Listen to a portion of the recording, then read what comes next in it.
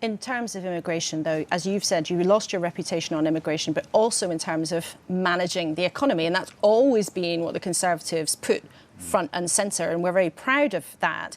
Many businesses would say, actually, if you take a much firmer line on immigration, if you really cut the numbers, actually there'll be a price to pay. The economy would suffer as a result. Are you willing to see the economy not grow as quickly or even take a hit if you're able to do your number one priority and cut the numbers of immigrants? Well, firstly, I do want to get the economy growing faster again. I want to reclaim the mantle for the Conservative Party of low tax and pro-growth. But I don't agree that the age of mass migration has made our country richer. You know, in the 25 years since Tony Blair became Prime Minister, we've had 5.9 million people coming into our country legally.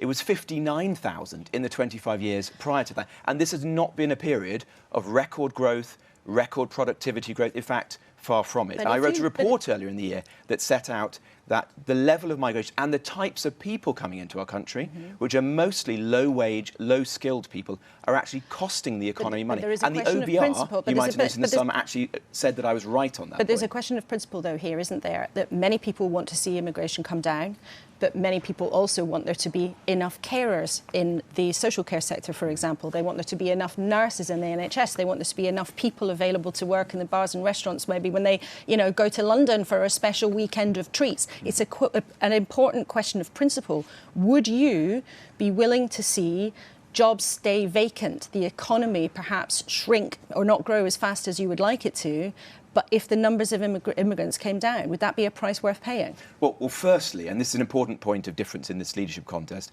I do think we have to make clear that we're going to do this time, because we lost so much trust by failing to deliver this in the past. And so that means Parliament setting a legally binding cap on migration in the tens of thousands or lower. Otherwise, politicians can't look the public in the eye and say, this is definitely happening. And that was at the heart of the reason I resigned as a minister, because I didn't want to be just another minister who made and broke promises. But on your specific point, that might have. I don't pretend that ending this era of mass migration is going to be plain sailing.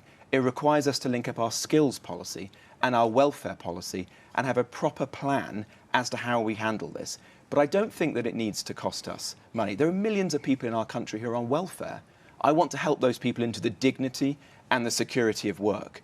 I want to ensure that we are paying care workers more money. That is a better way for our country to conduct itself, rather than bringing in people from overseas.